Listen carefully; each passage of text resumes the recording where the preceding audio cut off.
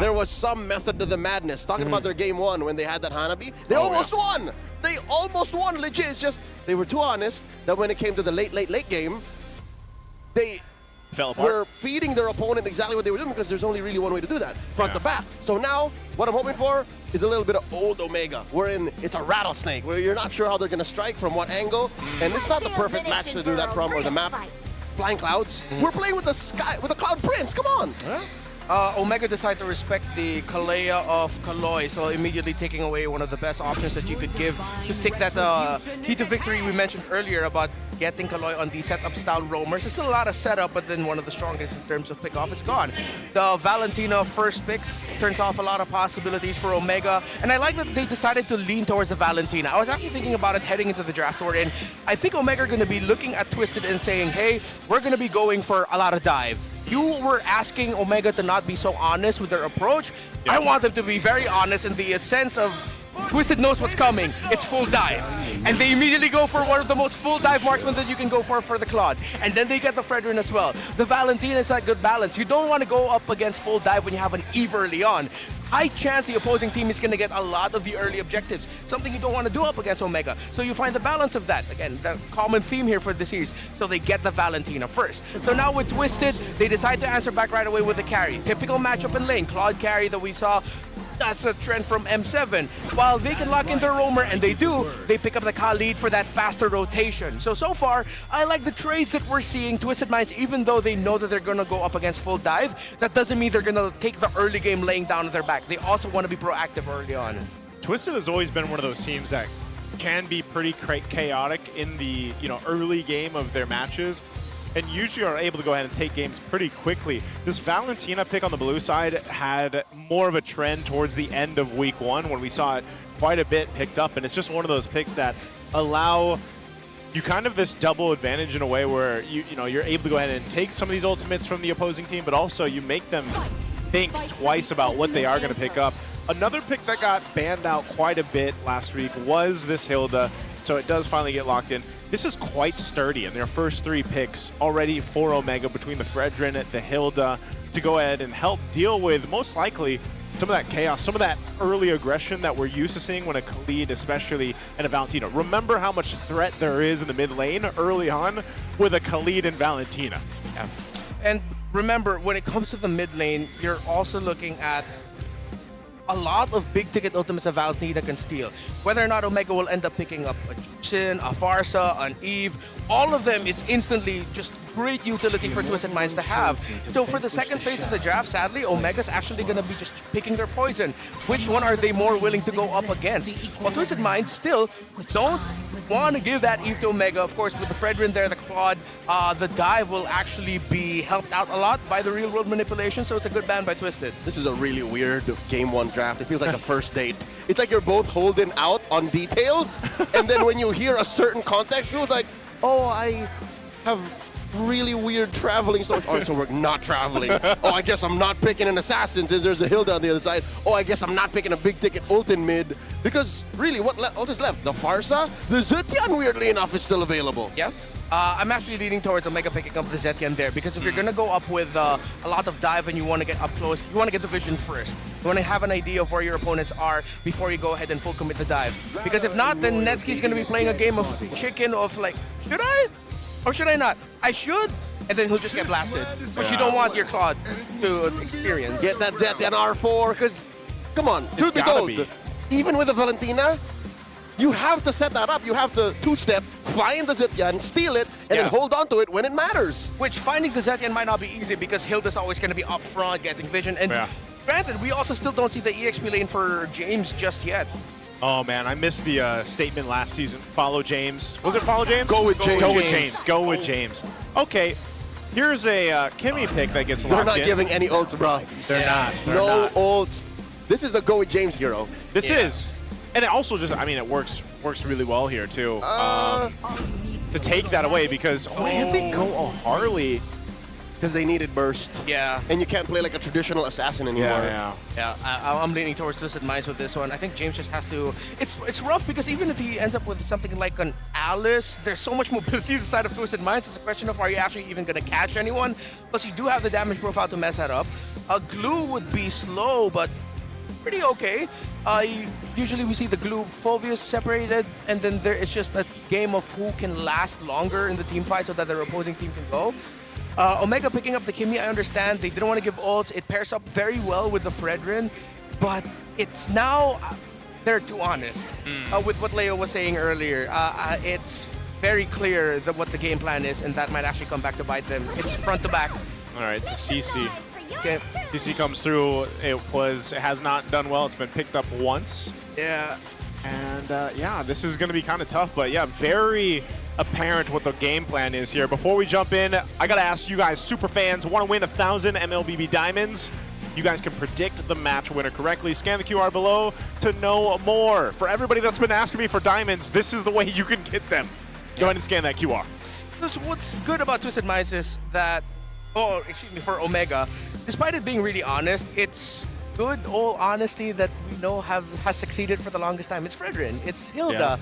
It's after the first turtle, if you didn't handle your turtle fight really well or your buff is open, then you're gonna get invaded, especially since it's a Harley in the jungle.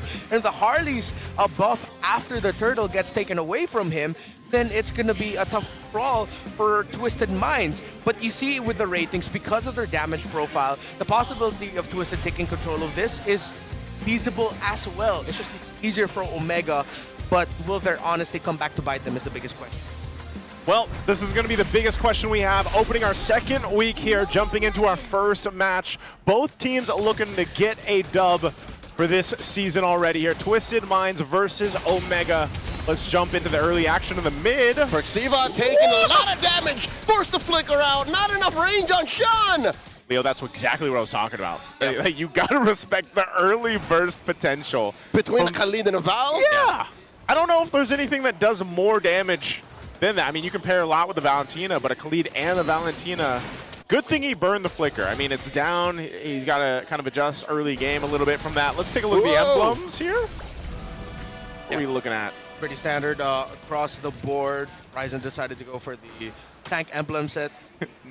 Okay, I'll go for the attacks, but he decided to go for a thrill instead, so he does have the adaptive attack.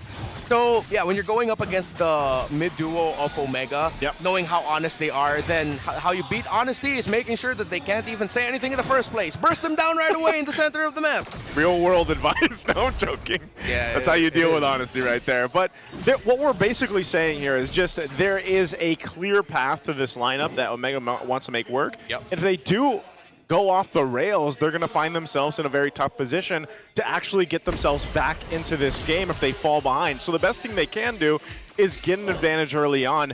And so if you really look at it objectively, they should have that possibility to happen here. But there's, again, Twisted can just, they have a lot of tools to kind of deal with that. And again, a carry late game, shredding through some of these tankier members of Omega could cause some caution here for them.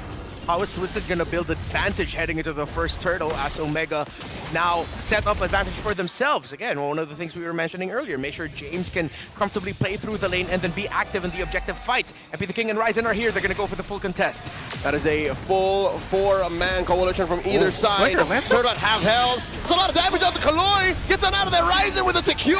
Perxiva comes in. Fertile Pursuit from Lansu. Jumps onto James. Ryzen takes a whole lot of damage. Traction Pulse. Able to save Ryzen for only a second longer. First blood goes to Omega, but they trade for their jungler. MP finds another. Capmingwin falls. Twisted Minds handled that really well. So you saw the possibility that we were mentioning, right? If Twisted Minds weren't able to avoid the Appraiser's Wrath of that Fredrin, Ryzen would have gotten kills, and then it would have been an easy invade by Omega afterwards. But because Twisted Minds got the sidestep, Ryzen went in a little bit too deep trying to get the kills. Omega couldn't back up their jungler well enough, and MP the King actually conserved his ultimate so that he could take Ryzen down. That was the perfect way to handle that first turtle by Twisted, and Omega cannot find the ganks that they want. Oh, Kaloi jumps on the Perks! Perks got a deadly magic on him, and he's gonna pop just like that! That feels bad. I mean, when you're dealing with Harley, and you get deadly magic and you know you're guaranteed to die, you just kind of go accept without your me. fate. Yep. I'll take care of it. Oh, Blazing the Wet by Netsky to push back three members of Twisted. Oh, Netsky is getting pressured hard. Yeah, Omega have effectively lost the first 5 minutes of the game. They should still be able to contest for the next turtle, but it's going to be one where they need to win it. Because if more kills go to the side of Twisted Minds, Omega's going to lose this game quick. Great handling, again, of the center of the map and the aggression that they're doing. Kaloy and Sean have really been carrying Twisted Minds here, alongside with great timing by MP the King. He's 3 kills to no deaths. it's really crazy, too. That first tower down bot is almost down. It's literally 1 or 2 HP away from being taken out. So that's just how much pressure Twisted has been able to go ahead and put across the map. I mean, think it started up at the first turtle, transitioned down to some action there on the bottom side, and now you've got less than 10 seconds for this turtle to come up here. And a Genius one already for MP the King with that build that he started up early on. You can see the advantage. He's 1,000 gold against the Fredrin here for Ryzen. And that's what we were talking about. If you fall behind here, you're going to find yourself in a very tough position. That's where the gold lead is at right now, between MP and Owl over to Ryzen and Netsky. It's tough. Okay, next turtle up. They're in position for this. Both gold laners waiting to maybe join. Oh. In comes Lansu, and they put a lot of damage onto James. James can fight. Blazing the Wet from Netsky, and he can't last in there. That Brazer's Rat hit no one, and that just leads to free kills for Twisted once more, and a turtle on the way out. That should also mean Turtle 3 and Lord 1 for Twisted Mind later on unless Omega can find a turnaround. But the difficult thing is, them finding a turnaround is gonna be a detriment to Netsky, because now you need to get farm on your Claude, who's 1,200 and counting behind the carry. So Omega need to find a way to get farm for their Claude while also getting kills, while also keeping or maybe gaining map control.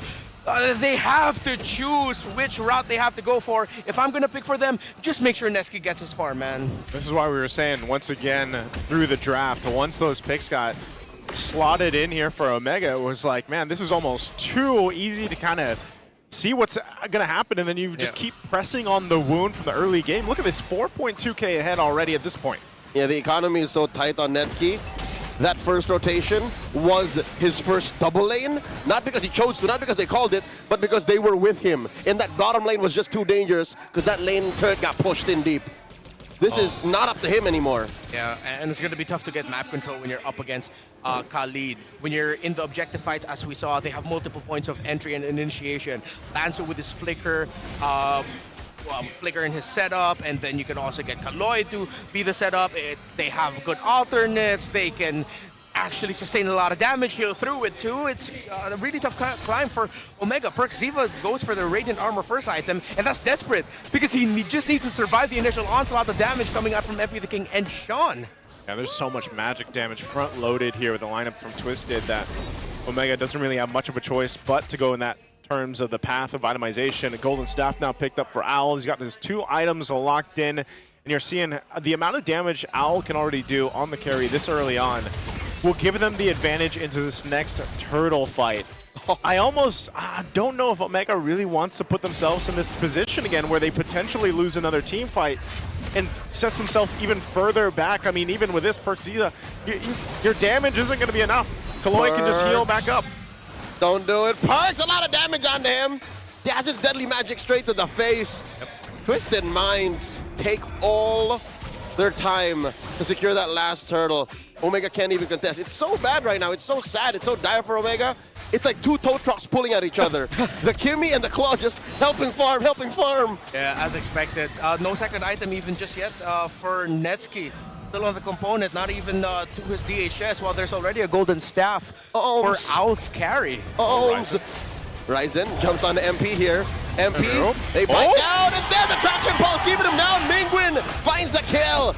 Now Kaloy pops that quick sand guard to jump on the Perkzilla, finds that bush, but there's way too much damage coming in from Twisted Minds. 1-for-1 trade. We'll say that was worth. It was at least a shutdown. It was a small baby step in the right direction. They have so much more they need to be able to accomplish here as they try to hold on to this mid turret. Twisted Minds pushing it forward, blazing the Wet by Netsky. Twisted Minds back off. Mingwin still firing away. And they might find Kaloy. In comes Sean! Hits that right in the face. Omega backs off single-handedly off that move. Did I see that right? That was Energy Eruption. From Sean. From Sean, stolen by the Valentina. A la He's had Super it. Prince. He's at it, yeah. Oh, now you have to also watch out for that. I forgot that that was also another avenue where they can engage and re-engage through the Valentina, stealing the Energy Eruption of the Fredrin. Now, after that last sequence where Omega got to get the kill onto MP the King, it's something. Another something that they got is actually Mingwen now has a Sky Piercer. Yeah. So if he can get some stacks on that, should be really good, because I don't think Neski's going to be getting kills anytime soon. He's going to be able to deal damage, yes. Already up to a Golden Staff. Now you're just waiting for the DHS. It's now your Kimmy is your main tool to bridge it over to the late game for the Claude. Kimmy's your carry right now. Play through Mingwen, play through your captain. Yeah, that setup is still good, as we saw there with the Kimmy-Fredrin combination. But again, at some point, Twisted won't continue to put themselves in that position where they got caught. They're going to go ahead and start up this Lord, though. Ryzen gets the information over to the team. You've got Netsky swinging forward, but they're going to force it. Oh my Ouch. God, they burst down Ryzen. Didn't even get to hit the ult. And that's 2 down. Perciva falls. You're trying to find James. James backs off. Twisted Minds, 2-man advantage. Omega won't contest. Bro, that Fredrin has a Dreadnought armor and a Radiant armor and still got popped like that. They do not have the defense. Twisted Minds just went full damage. And again, with great play, shutting down the potential early game snowball of Omega, playing the objectives really well, handling the river so good. It's like they saw the keys to victory of Omega and said, hey, we should do that too. Oh man, they're going to try to defend with these flying clouds. Here comes Ryzen off of the flying cloud. Misses FP. They clap back at Ryzen and Perks. They fall down again, stumbling from up on high. That's demoralizing. That little Joker just gets away, man, with the slipper Whoa! back. They find Mingwen, Lazo with the flicker, Infernal Pursuit, and they penetrate through top. Man, even more so is it demoralizing right now, because this is insane to see that even with some Radiant Armors, a little bit of magic resist, look at the interaction between a Harley and a Valentina. Having the Genius Wand, Divine Glaives there, now a Holy Crystal for MP the King. Even the little magic resist you have is basically gone, and you can't deal with being overloaded. And then you have Aloe, able to kind of sweep in and do what he needs to do on this carry now. So they are going to handle this Lord. The Holy Defense is going to pop here, a charge from the Lord on that bottom turret. But if Twisted wants to force this with a 10k lead, they can go! Oh! In comes the Flicker and the Reggie Sandstorm. Wow. Point blank blazing to win, not gonna do much. Down goes Perks, down goes Mingwen, and the rest of them go. Netsky the only survivor. Twisted Minds take down 2 inhibitors. Oh, what's the Sky Prince gonna do? Get away! In the base, it's over. Smart Omega, Kaloy, have some words for game 1 as Twist takes it.